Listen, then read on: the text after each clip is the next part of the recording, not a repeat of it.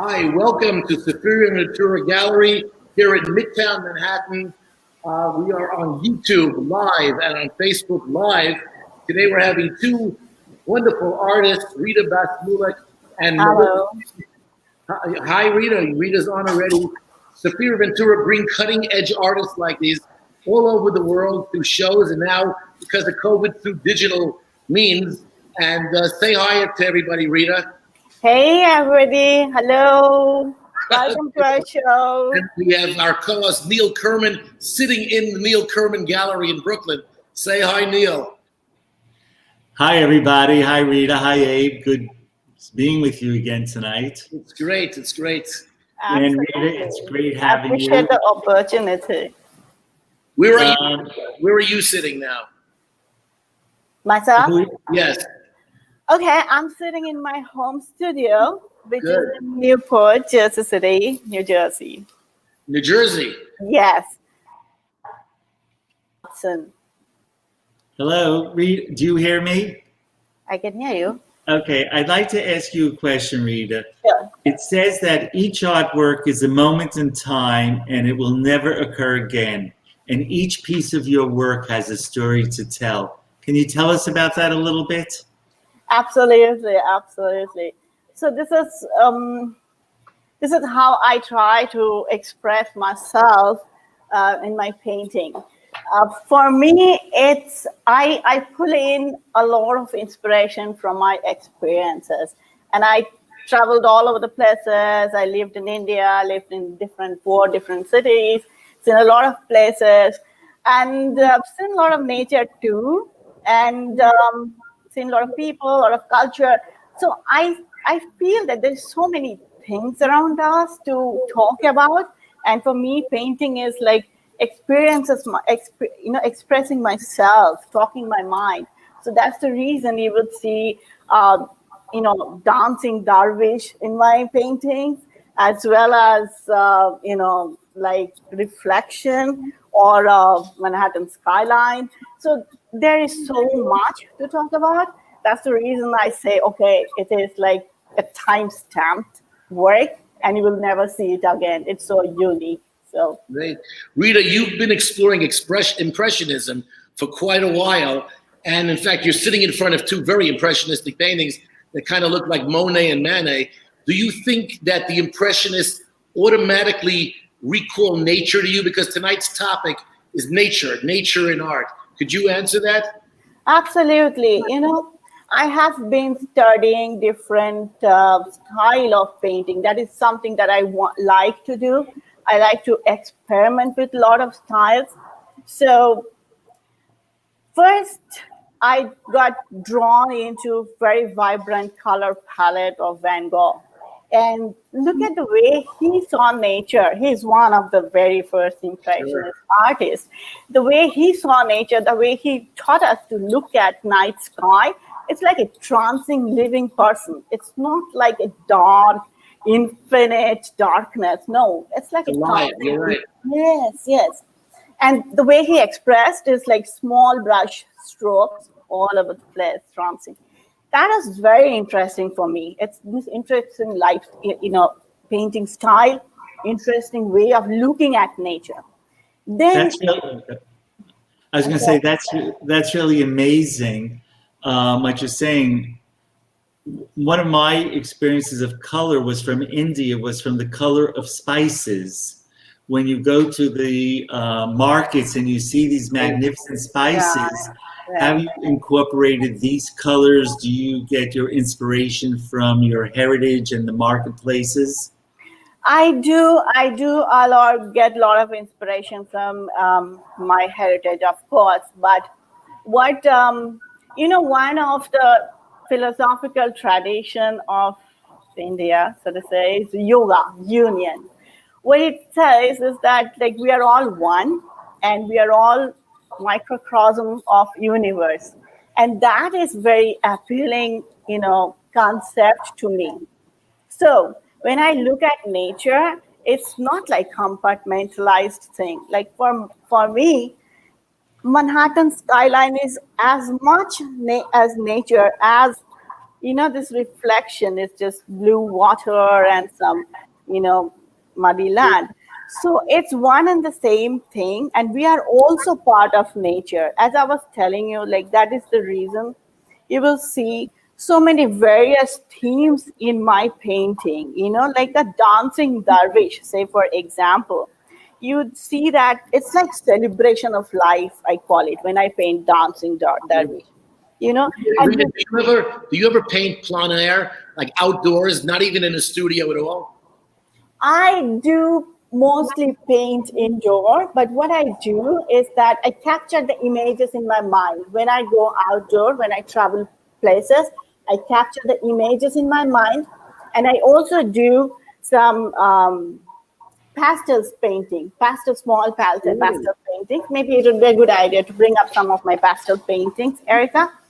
And but I do mainly paint indoors. Yeah. And since you asked me about impressionism, I'm not going to complete my answer if I don't talk about Claude Monet. So what is interesting about Monet is that how he looked at the essence of light around the object and not the object. So it teaches you to look at the painting, look at the moment, holistically. So that is what I try to do. That's what, appeals to me and try to capture in my painting. So some of the paintings I can, maybe Erica would like to bring up, we can talk about, Oh, there you go. Yeah, there you go. So this is small pastel paintings, and then reflection too, Erica, if you might. Yeah, this is another one. This is all, the reflection too. This is again very impressionist style reflection. The other one is this is again very impressionist style. Yeah, right. This is one of my favorite paintings. I absolutely love it. Thank you very much, Anil. So what I like about impressionist style is that it allows you to create depth. It allows you the spontaneity, and also because you're not limiting yourself, you're also leaving a lot to the imagination of your viewer. So that's what I like about Impressionism. That's what I'm learning from Impressionism. This is one of my abstract landscape again. Yeah. It seems that from reading your bio that most of your works have a tremendous amount of texture. Can you tell us about that? Absolutely. I love textured painting because especially with oil, it allows you to create texture. And I use palette knife and brush. So what I do when I need to create depth, weight on weight, I use brush. And then I need to create textures. I'll show you one texture, very textured painting created only with palette knife. Erica, if you may bring up the road taken. Yeah, look at this. And if you can focus on the leaves of the yellow leaves and the texture of the trees. So you'd see that I've created this particular painting only with palette knives. And the reason I love texture is that looking at it, you can actually feel the painting as if you can touch the painting. And it also creates a little bit of three-dimensional effect. If you look at from different angles, the viewer gets a three-dimensional effect on some part of it. You use a lot of impasto with palette knives, right? Yes, I do. That's right. That's right. That early fall, is that what you want to connote? Early fall, like autumn, the season of autumn? Yes. With leaves turning yellow and then orange? Right. Exactly. An amazing fact about you is that you have earned an MBA degree and then you became an artist. Can you tell us about that? Two diverse dimensions. Right. Yes. I did go to NYU Stern School of Business for my MBA and finance degree. So what I can say is that it certainly did expand my perspective. It broadened my perspective because it allows you to meet international group of people, international students. So it definitely broadened my perspective. It broadened my, so to say, my network, and excelling in one definitely, help you appreciate another line of profession. So I would say that it definitely did help me, building myself as an How artist. did you transition into art? If you were a marketer or you have an NYU MBA, you know what NYU stands for in New York? Now you're unemployed. So thank God you're employed and you're selling your own paintings. So you see, you didn't know that. Very, very fortunately, I That's also happen to be a CPA. I don't CPA too. Yes, I'm a CPA too. You want to do our books? Because we're looking for an accountant. Why So not? in other words, you paint, you market it, and then you add up all the money that you make. This is a very wonderful profession you're in. I think that's absolutely amazing. And then she audits herself on top of it. You know what? I would say I will show one painting here. Erica, if you can bring up Please. my sunset on the beach. That's a perfect reflection of who I am. Erica, sunset on the beach, if you can.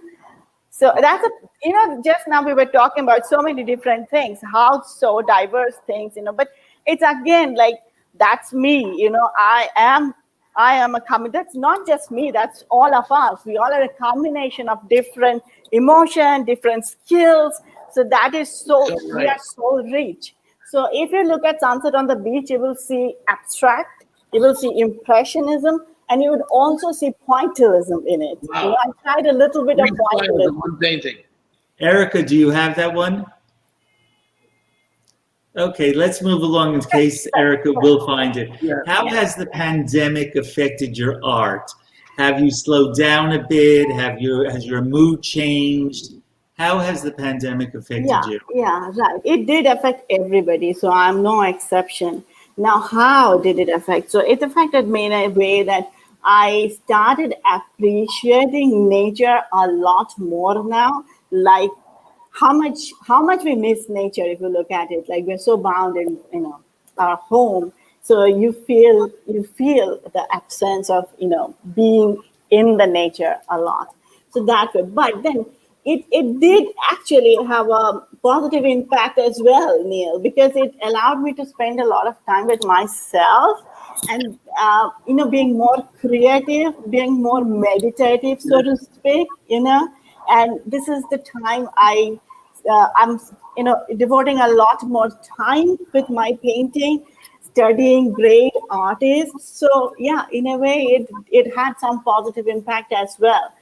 So yeah, some of the paintings like Blue Fire I created when I'm here at home, because it also helps you to boost your spirit. Painting is a good way to, it's a great stress reliever. So you are creating and you're relieving your stress. So that's one the impact. Who's your favorite artist? Do you have one? Yeah, I do have.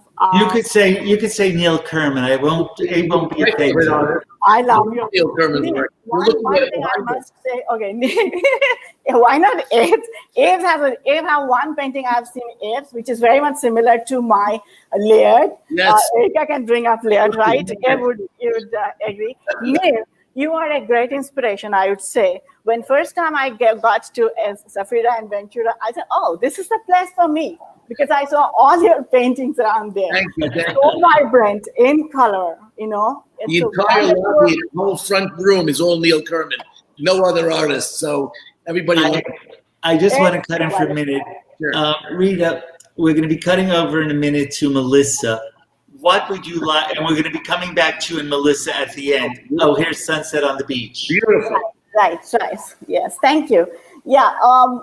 Sorry, Neil, what was your question?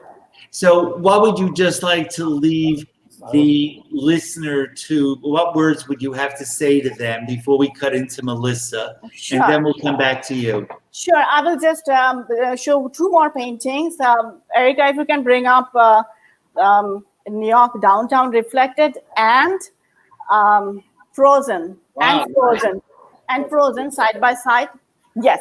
So since we are discussing nature, Neil, I'll just finish up this point very, very fast. So I wanted to show these two paintings because I wanted to show you how looking at the same view from my window, which is I have a Hudson River view and downtown, But this is what I painted on a very warm, sunny day. It's a twilight view. And the other one is really a snowy, winter morning. So this is how nature has impact on creativity. And this is how nature makes us look at nature. Let me. Rita, I didn't realize it was black and white. I always thought it was in color, but who knew? Who knew? Who knows nature? Rita, thank you so much. We're gonna switch over now to Melissa Hinn. Thank you, Rita. We'll see you shortly. You did a great job. You did a great job. Thank you, Neil. Thank Neil you. and I would like to buy that painting behind you. We'll talk about the price later. Sure. My pleasure. Okay. Here comes Melissa Hinn. Hi. Say hi. Hi, Melissa. How are you? Hi, I've been enjoying watching your broadcast. Good. One thing I want to say, Melissa, before we really start, is that you do something that's amazing, which I absolutely love, is you paint murals for hospitals and you help heal patients. And I'm in the nursing home business, and I have used art to heal to help heal many of our patients. And I've seen your murals. They're absolutely stunning. And I read many of the reviews and the comments from the patients, and they're just thrilled with what you have given to them and how it helped them heal. So congratulations on that. Abe, would you like to? Thank you. So, Melissa, tonight's topic is nature and art. So the first question is, what fascinates you most about nature, and how does it affect your work?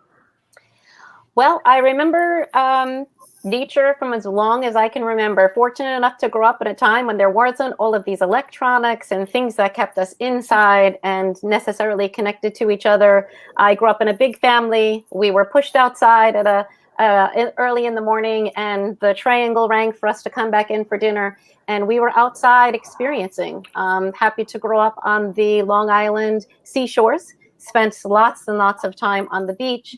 And I think nature is just alive, and it makes us all alive. Obviously, it's from the beginning of time. It's what we're all about. We start as babies, we end, going back into the earth. And it's just, I think that it's so much a part of our lives that we're not even conscious of it. You do have one collection of trees that's beautiful. I admire them tremendously. Can you tell us, here's one of them, if you could tell us about your different so gorgeous paintings. Oh, thank you. Yes, I'm very much drawn to nature, and trees seem to be a very big focus of my landscape paintings. This piece in particular has been with Sephira and Ventura Gallery in New York. It was inspired by truly just the essence of a feeling. I was looking for a peaceful place. Having experienced a loss in my life, and I came home from an event and the image popped into my head, and I just began to paint. And within a very short period of time, the image exhibited itself to me, and it was on the canvas. It took 6 months from start to finish to fine tune the piece, but the image. Is that an oil painting? Yes, it's an oil painting. So, I'm fairly well known for my skies, my brilliant skies. Yeah, you have a lot of white in your skies, a lot of energy in your skies. Mm-hmm. Yeah, and the paintings, when I think of nature, that's what I think about. I think of energy and finding some type of solace and peace. However, we may start in one place with a feeling and emotion, and it's my goal to lead the viewer to the final place of some type of spiritual experience or peace or enlightenment, if you will. So sometimes we begin with an angst or a sadness or whatever feeling we're feeling, and I like to lead the viewer on a journey. It's all about the journey. I go through the journey as I'm painting the piece. I start in one place, and when it's done, I have that aha moment and that peace. That's where I'm trying to lead my viewer. We all start in one place. I'd like the viewer to enter into the painting, linger inside of it, experience it again and again until they find that peace that we're all looking for. Do you know when your piece is finished? A lot of artists have problems with that, painting in your style. I do. I always tell my students, watch out, because, if you feel you have it and there might be one little thing that you say, do not go back.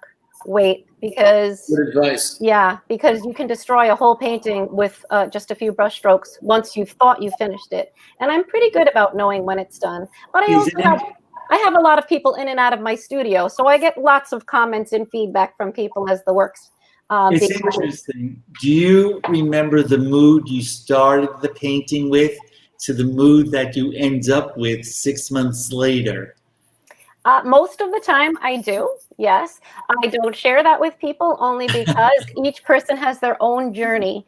And I feel like it's my role as the artist, again, to set the scene, for the viewer to begin the journey, which comes from my life experiences, my walk in the forest, my time at the beach, or wherever I may be. I'm fortunate enough. My husband was a businessman that traveled all over the world, and I was able to, being an artist, I was able to have the freedom to accompany him to all of these places.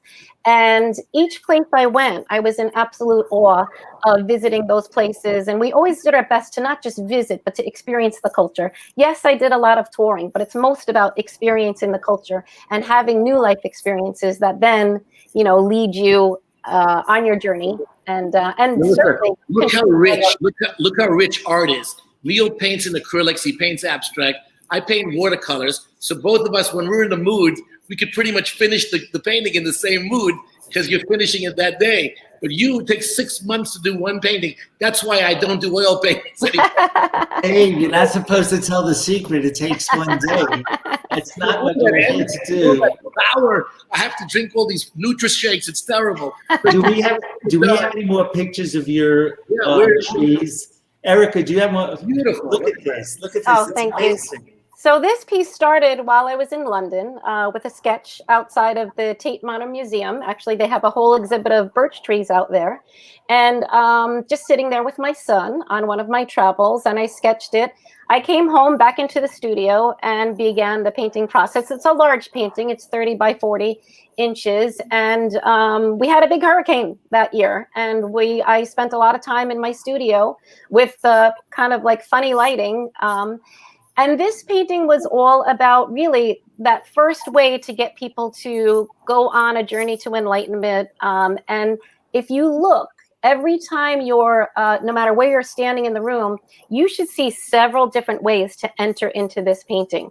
Okay. And now which route you choose to get from the beginning of the painting to the end will be determined by, number one, how long you have to spend, what your mood is when you're taking the time to enter it, and really, what your feelings are, what you're feeling as you're walking through from the beginning to the end. It's always my goal to get the viewer into the painting, linger inside, and work their way through it. Because once they've had the time to work their way through it, then I'm hoping that they will have an essence of peace. It's practically three-dimensional. I'm looking from the right and from the left, and it looks like you could see through some of the trees into the forest. It's amazing. This painting was exhibited in Paris with Sephora and Ventura Gallery, and I just was able to stand back at the Louvre and watch other artists and visitors come in and take a stop and take the time to enjoy the view. And they came over and they talked about it, and it was just so great to see their experience. Where else did Sephora and Ventura take you? I heard they took you to Venice, Torino, other places. Yes. So started in New York, then we went to Paris, and then we went to Torino, Italy, and then on to Venice. We were supposed to be in Spain this June, but yes, COVID. Sometime in the future is what we're hoping for that.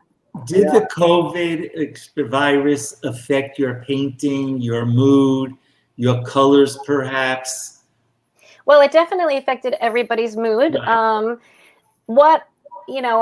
I'm also a teacher, and so running my studio, which is right behind me here, we had to shut down the studio because of COVID. And I'm a people person. My first profession and my first degree is in social work. I was a geriatric social worker, and I worked with many people all day long. Work with many people in my studio now. I have about 80 people who come to my studio on a regular basis, plus I teach in another site of 120 students. And so being with that many people all the time as a people person, was very hard not being able to engage with my students. All of those people I teach it was very hard not to be able to engage with my students anymore. And I did teach online. How did you transition from your social work to art, or did you always paint? I was born an artist. I've always been involved in art. If you ask my parents, I have a big family, my brother, my sisters. I've been creating since the day I could stand up and hold on to something to create with. So it's interesting. When I went into the nursing home business, I was 23 years old, and when we had to do a social history on a patient, the way it used to go was 2 lines. Let's say white female, widowed, 4 children, worked as a whatever. And when I showed it to my father, he was very upset. He said, never reduce a person's life to 2 lines. So I made all my social work is write a complete history. And that's what I see in your work. It's not that it's just one dimensional as that 2 lines. Your work just exhibits more and more, like you said, to capture it. And that's how I could relate it, Abe, into the brilliance of it. She evokes my emotions just looking at it digitally. So I'm sure when people actually see the painting, we're at 3 different places right now. You really bring out an emotional response. And one of the original responses is solitude. You could have 8 trees and I still feel solitude. Usually you have 1 tree, you know. But, well, there's so many layers of life and layers of nature and layers of people. And Neil, getting back to the social work, you know, it was my job and my pleasure to sit and hear people's life stories. And if I could have recorded all of those life stories, I regret not writing so many of them down many years ago. I was exposed to people with incredible journeys. And how great for you to point out that is, you know, that layering process, and, you know, where we begin and where we end up is such a part of my art. And my wish to offer other people that peace, you know, in their lives. That's all related in the social work, in that helping, you know, profession. And I'm thinking about my viewer as I'm creating. It starts with me, but it ends with them. Melissa, do you know the artist Wolf Kahn? I'm not familiar, no. Please check him out. He does not only paint trees, and trees in unbelievable 3D fashion. He's a very famous artist. He just passed away, I think, 30 years ago, something like that. But he's a very big seller. You are very similar to him. I haven't even heard of him, but he also evokes that emotions from just trees in a forest, the wild, the wilderness. You know, it's an amazing, the woodlands, as they call it. So you have a lot of that theme. Do you ever mix different mediums like watercolor, gouache, acrylic, cassie, and everything? Yeah, well, especially when I'm beginning a painting, I will begin my paintings quite frequently in acrylic, just to get a nice, good base on there first. And then, you know, once I know everything's blocked in the way that I want it to go, that's when I'll start to add the oil and, you know, that beautiful luster that comes with the oil paints. And I use various mediums. Mostly I stick to clover oil, linseed oil, the non-toxic things that I can use. I do have an air purifier in my studio, but it's important to keep healthy. And then to honor nature as well and not use those chemicals, you know, when we don't have to. So I try to stick with organic materials when I'm working with my oil paint. I love oil. I was happy to discover oil at Stony Brook University, which is right here. That's where I got my art degree and my art history degree as well. What a pleasurable experience. I went back for my degree 15 years ago in art. I was selling my art as a portrait artist prior to that, but that's what really immersed me into color and color theory. It's something that color theory was fantastic to learn there. It's what I really value in my art, is being able to take the primary colors and mix them together to come up with everything else. This is one of my seascapes of Long Island. But quite honestly, I've been told from people in various states and countries that it could be anywhere. It could be anywhere. Many people, when they see this work, it's very large. It's 36 by 36. It does. Most people come up and they say to me, it's very funny. They say, I know exactly where that is. And that makes me feel great, because I know they're remembering a happy place when they say that to me. So one thing that's go ahead. You want to talk about this? This is the South Shore of Long Island, where I grew up. Inspired by a friend. Again, so much great use of whites, but very hard to do that. Melissa, you know what also amazes me? The names that you give your paintings. For example, Always Courageous, Emerging Glory, Blended Realities. You have a positive spin on all of your titles, which reflects in your work the energy, the courageousness, and the reality of life. So do you have anything you'd like to say before we cut in? Am I correct, Dave? We're going to be cutting. We're going to invite Rita back, and we could all have a little conversation. Okay. Does Melissa, do you have anything to say before we cut Rita in? Well, final note, you asked me about my titles. I have 3 sons and a husband, and they are very helpful to me when I'm deciding on a title of a piece, because they step back and I say, what do you think of a title? And when they nail it with the term that I'm looking for that's going to give the feeling that I want, then I know I got it. That's great. Amazing. You all agree. Yeah. Let me tell you a cute thing about, I used to be in the film business for about 10 years, and then from about 1990 to about 2000, a little further. And whatever movie I worked on with the working title, it was called working title. When the distributor got it, they always changed it.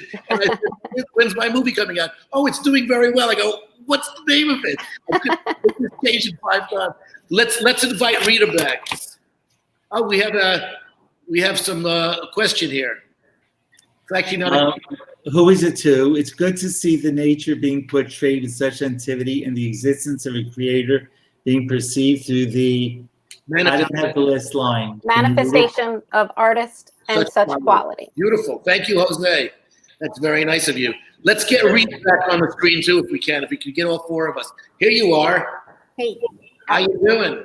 Yeah, hi. I was listening to you all. It's so amazing. Well, that's how you sounded. You were just as amazing. Exactly. One thing, Melissa, I want to say to you, only because I saw it in your paintings of portraits of Marilyn Monroe and Audrey Hepburn, my 2 favorite Mine too. actors, and Marilyn Monroe hangs in every one of my nursing homes. Oh, wow. Ooh. She's very loved by many people. That's good. That's good. By the way, I know Audrey Hepburn's grandson. Very well, because my next door neighbor is Italian, and she was apparently married to an Italian doctor. So his grandson, he's a very cool dude, and very nice, very humble also. And so was she. He was very humble. Rita, would you like to tell us your experience a little bit about this process? And Melissa, you also feel free to share together. Yep, sure. Well, when you say process, you mean the process? The interview, what we just went through. Oh, yeah, absolutely. Okay. Did Abe and I do a good job? That's what Neil's the star. Awesome job. Just awesome. Okay. Yeah. I would say, okay. So first of all, this is my first experience with this kind of thing. So I was a little apprehensive about it. But yes, thanks to you and Abe, it went off so well. And thanks to Erica. Thank you very much. You're working at the background, but yeah, awesome, just awesome. It's been very helpful, and I found this is a great platform to talk about work. And also, I see we didn't get a lot of questions, but it would be nice to if we got more questions, so we could see what exactly our viewers are looking for. But maybe later on we will get, some more feedback. All that. You'll get feedback from the people. They'll comment on watching this. And by the way, this is live, but they can see it tomorrow, the day after. Tomorrow, yes, right. By the way, do you guys market on the internet? We didn't ask you that before. Are you doing marketing? What do you do for marketing on the internet? Well, Instagram and Facebook. I have to say I have been blessed and have made many contacts with many different communities via Facebook and Instagram. And I've been fortunate enough to be able to say that even though the studio was shut down due to the COVID, that the sales have continued, in fact, done very well. Yeah. So you're selling on Instagram. You sell paintings. On Facebook, yeah. Mm-hmm. And Facebook too. And you Rita, what do you do? I am very active on all of these, as well as on LinkedIn. And I just posted this invitation on my NYU Stern alum page as well. So yes, those are the groups that I mingle with. So yeah, it does help to network and definitely reach out to the possible audiences. Yes. But the virtual experience, due to with the Sephira and Ventura Gallery, the one where we walk into the exhibit, that to me is absolutely amazing. First time I've ever seen that, and I just think I hope that the viewers. Right you could say. Yeah. Hi. Hi, guys. Hi, guys. We love you. And I hope that we can post the link to that again, because that virtual exhibit is just amazing, guys. Thank you so much for setting that up. Thank you. And for our viewers, that's Louis and Alcinda, who run the Sephira and Ventura Gallery. Hi, Alcinda. Great. Okay. Good. So this has been Nature and Art. If you guys want to have a closing statement, I know I'm a lawyer by nature, so I always say that. If you want to address the jury, because everybody's your jury, you know that. And when they buy something, then they become your customer or your client. So if you would like to finish it off, please go ahead. I have a catchphrase. I say, just take some time to enjoy the view. And that sounds like the TV show, but no, just really take some time to enjoy the view. Yeah, I would say, yes, communicate back to me. I want to see what you see in my painting. So talk to me. So you want people to respond to you. Great. Yes, talk to me. Okay, good night, guys. That's wonderful. Thank you. Thank you so much. Amazing. Thank you very much. You were great. You both presented beautifully. Thank you. Have a good night and stay healthy. Thank you. You too. Bye. You too.